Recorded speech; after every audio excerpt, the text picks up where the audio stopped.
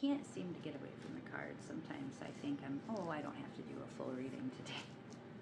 I can just talk about what's on my mind, and then the cards are, they drill into my head. Your decks, if you use decks, they have a personality. All of my decks have their own personality. I don't necessarily give them names, but they have a way of communicating to me that is unique to each style of deck. This is a very no-nonsense deck. This deck is like, it's very loving and it's very compassionate in its message and delivery. So the way that I speak about the cards is conveying from the deck. I have another deck that I use for my ritual space that is not like that. She's mean. No, she's not mean. She's just very cut dry. But she's supposed to be. I want her to be that way. I want that deck to be like, don't play with me. I want that deck to speak directly from the deities I'm working with. Directly from my higher conscience. I want it to be no nonsense. This deck, I'm talking with strangers. And so it's a little, it's a little bit like, you gotta talk nicely to people who don't know you until they get to know you a little better, and it can be a little more tough love. So we're actually taking stock of our blessings is of the utmost importance right now.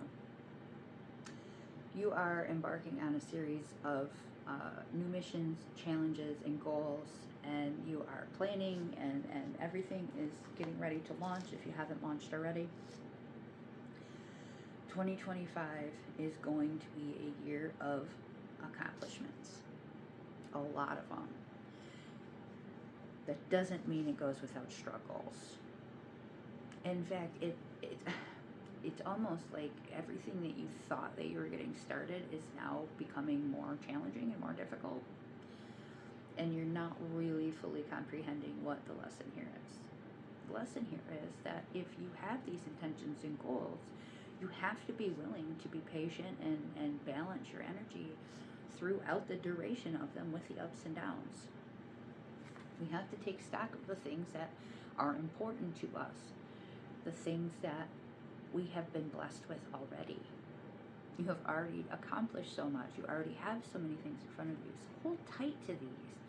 Not to the point where we're being controlling over every aspect of the self. You can't do that. It's not going to do you any good. But to be able to just recognize what you've come from and what you've accomplished. Material things are not nearly as significant as the individuals that we love and the circumstances in our lives that we've worked very hard to develop. So when it comes to finances and things like that, we have to be a little bit more relaxed and just trust and allow that the Spirit's going to maintain. The Spirit's going to keep us on track. If we keep our emotional levels on track, if we're veering off all the time, it just takes so much longer to get back to that alignment state that we need to be in. You can't allow things to be extreme in your reaction if you hope to maintain that sense of balance that's required for you to accomplish your goals. There's so much vicious energy out there right now. There's groups of people that are just out to hurt other people. There are very confusing situations that make you wonder what's really happening in the world. I would argue that many of these situations are symbolic of and foretelling of the way that things will be in the future. I do not believe that we as humans were meant to be so divided. Whether we're talking about spiritual divisions, whether we're talking about borders and governments and cultures, we are meant to instead embrace the differences, to embrace and then welcome and recognize all these variations, these beautiful changes and developments that occur in humanity. But we are seeing that a number of ill-intentioned individuals and people who are not as genuine and authentic, things are getting a little chaotic surrounding them. We want to make sure that we separate ourselves and protect ourselves from this energy as well. These are not meant to harm us. They are meant to open our eyes and make us aware of these situations that we've allowed too close to us, these situations that are going to cause conflict in our life. These are not means to detour you or detract you from your purpose, but rather to help you understand that there are things that are supposed to be pulled away from us, that are cut away from us, that we are supposed to feel at times disorganized and scattered and confused, and as although it's like burn it all down and start over. Is that what I'm supposed to do? Not necessarily, but we are supposed to cut away the parts that don't fit, and that will feel sometimes as though you're being left a little exposed, a little naked, like there's a void, there's something there that needs to be fulfilled. And Spirit is saying, if you take time to cut away these parts, while it may be painful, we leave open the possibilities for the things that are meant for us, that help us evolve, that help us move to that next level, to come in. And so then we find ourselves here, where we're finally recognizing that piece of the puzzle is us. It's our focus. It's our intention. And you're not going to find it behind you. You're not going to find it in other people. You're going to find that flame within yourself. That goal, that purpose, that intention is yours. And no one else is supposed to understand it to that level. But your focus and your intention and that fire within you is so powerful. And it's becoming more and more powerful the closer you get. Which is why the struggles get more and more powerful as we get closer and closer to those next breakthroughs. So all of this is just meant to help us stay focused on our gifts, the things that we cherish, the things that are actually important, the things that really do matter, and being comfortable releasing the things that aren't as important, that are just tangible material things. Those things can be replaced easily. Cut away what no longer serves you, what doesn't feel right, what isn't natural. Yes, it does feel painful, it does feel confusing and frustrating. It might even be a rage situation. You're like, get out of my energy, leave me alone. But all of this is to help us stay focused and guided in what our true purpose here is and what our true intentions are. The tough stuff is on purpose. I think I go through this message every single reading. There is a theme here. There's always someone struggling with something, and the message is always how to get out of the struggle so that we can get back in alignment and where we need to be. That is what my life path readings are for. When I do personal readings, of course, it's more very specific to the individual, but Tarot and Oracle are meant to keep you in alignment with your true self, your true purpose, your true path, and your true calling. And all of that leads to inner peace and bliss and contentment in the way that we all desire to have. So that's what the cards are for. The Enlightenment card is coming up for us today because there's been some great understanding for you. I just felt called to pull another one. See, this is when we're learning to read the tarot and we're learning to read the oracle, it can be very easy to kind of like try to follow rules. There's no rules. You use the cards how you like. Sometimes I walk by my deck and just pull one card. Sometimes I just go and pick up a deck and I just shuffle through and open it up and see what says to me. I don't need to sit down and do a full reading. I don't always need to read it a certain way. I don't need to do it at a certain time. I do it with what I feel called to do, and I trust my instincts to tell me when to take action. It was a very long time ago that I realized that um, I had a higher understanding of how things worked in the universe on the broader scale, and the scale of, that people think is beyond our understanding and comprehension. And that calling, that's what brings so many people to the decks. That's what brings so many people to divination and to astrology, is wanting to understand these deeper concepts that they feel within them are real. That is enlightenment. That is understanding. That is recognizing. That's waking up. That's the higher self going, hi, I'm here. And you're like, oh, it's there. It's there. That's enlightenment. Enlightenment is not the knowing of all things. The enlightenment is the trusting and knowing that the self is a part of all these higher things, that you're already in it. And we're just exploring as students. We're just out here like little adventures. We got our little backpacks, having a good time. Enlightenment is not going to be the person that claims to have all the answers.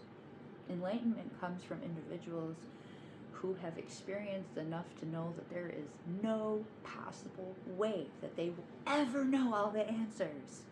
Ever. They will never know all the answers. And no one person will be able to speak perfectly to you all the time. Except you. And you have that within you. So the question is, what do we do with this action? I feel very strongly that some of you are being called here because you want to learn, because there's more digging deeper. So I encourage you to look at your resources, look at your opportunities, look at the classes around you, join groups, social media. There's so many avenues and opportunities, but you have to intentionally, like, I'm going to spend 1 hour a day reading. I'm going to spend 1 hour a day meditating, or in some practice. It's about intention, but it's also about actually doing the work. And we can talk about it and we can discuss it, and then, we have the best of intentions, and we have the right energy, and it feels good, and we casually chat about it for 15 minutes here or there. But are you implementing the kind of practices that you need to accomplish the goals that you have? Whether they're spiritual based or whether they're in the mundane world, like career goals or relationship goals, are you actually doing the things that you're saying you're doing?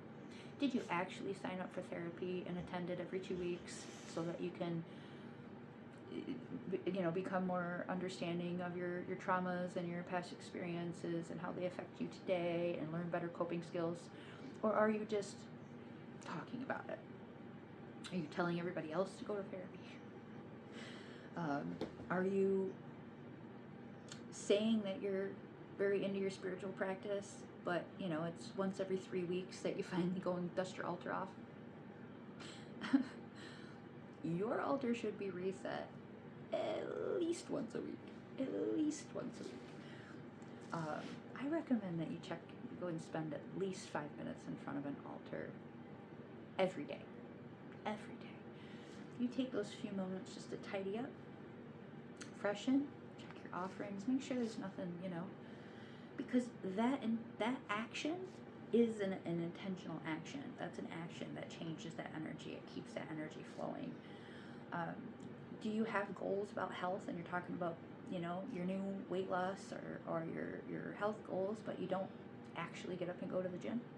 You don't actually figure out how many calories your meals are, and so that you can intentionally accomplish these things? This is about action. This is about taking some time to put in place the things that you're talking about. You've got great ideas. You've got great understanding about what needs to be done. It's time to actually do the things. Like, not talk about it. In fact, I would suggest that we don't tell anybody. Show them. They'll see it evident in you. They'll remember that you said, oh yeah, I'm going to get my health together. And 3 months from now, when you look amazing and you're glowing and you feel great and you're doing your thing and you're out there, doing whatever you love, they're going to see it. Show them, don't tell them. In fact, I feel very called that many of you need to make a personal goal that you tell no one about ever. It's for you. It's just your goal. Nobody is going to know what that goal is. I have several, and no one will ever know what they are. But when I reach one, people usually can tell that I'm feeling pretty good about something. And that's all. That's all they need to know. So action, we're actually do the things. Actually do the things. Stop talking about the things. Stop telling people about the things. You know what you need to be doing. You're fully aware of it. We have this tremendous understanding that's come to us over and over and over, and it's cycling over and over and over. This is the point where Spirit is saying, okay, stop talking about it. Oh, you're trying to manifest that career? Have you applied to any jobs? Have you updated your resume? Did you take that business class you said you were going to take? Did you attend that meeting of the Chamber of Commerce to help your small business grow? Action. Actually doing the things that we say that we're going to do. Taking those actual steps. The acts of creating motion are just as important as intention. So, do. One more card just to be sassy.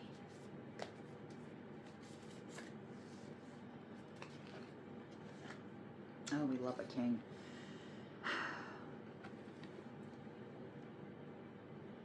Aspects of the king. Getting into our masculine energy involves a tremendous amount of balance, because we want to, if we are a divine feminine, want to maintain that energy of feminine. But there is balance required in order for us to maintain that feminine. We can't sit there and be feminine and dainty and demure and sweet and lovely and not actually put into practice any of the things that help us discover what femininity is. When we become balanced in our masculine and feminine energy, what we find is that there is a balance of receiving and giving that equals out and allows us to present as the energy that we are naturally in the more dominant aspect. So the king is coming up here because we're following up on this last card of the action. This is about the doing. Now, the doing, we don't want to become hyper fixated on the masculine energy, because the king has a very important role. The king is the established masculine that has come into contact with and embraced the feminine as well. The receiving for the king has to be balanced as well, so that the king can give. Now, we have to be very careful when we're embracing our masculine energy that we don't allow it to go too far to the extreme either. The king has a tendency to really embrace the power, really become excited with prospect and movement and action. Sometimes so much, though, that the king can become completely disconnected from the reality of his constituents, right? From his kingdom. His kingdom down here, they're starving. They're very, very hungry. They've suffered mass crop loss. And the king's in here happily being a glutton. We can't allow that to occur. A good king is a king that spends a lot of time in contact with everyone else around him, so that he maintains that sense of balance and understanding and perspective. He equally can receive as give. His primary nature is to give, to protect, to provide, yes. But if he's not listening and paying attention to what his constituents need, if he's not opening himself up to, well, how can I help you? He becomes all ego. He becomes power drunk. Look at me, I'm up here, I'm a king. A good king is someone that says, I'm here for you. How can I help you? How can I keep you safe? Let's address the problems here, because I love you, because I am you, because we're here together, and because as a king with dignity and decency and balance within me, I recognize that my place is among you, and that I cannot serve you any greater unless I present myself among you. So I cannot be up here. I'm disconnected from who I'm serving. The king is serving, he's giving, and he's able to do so, and because he's confident and comfortable with that feminine energy of receiving and listening and understanding and compassion. And when he does that, finds that balance, he has this tremendous power that radiates from him. The charisma is undeniable. He doesn't need to walk around flashing big jewels and gold and a robe of velvet, because he emanates that energy that people can trust him, that people can believe in him, that people can confide in him, that people can go to him when they need help.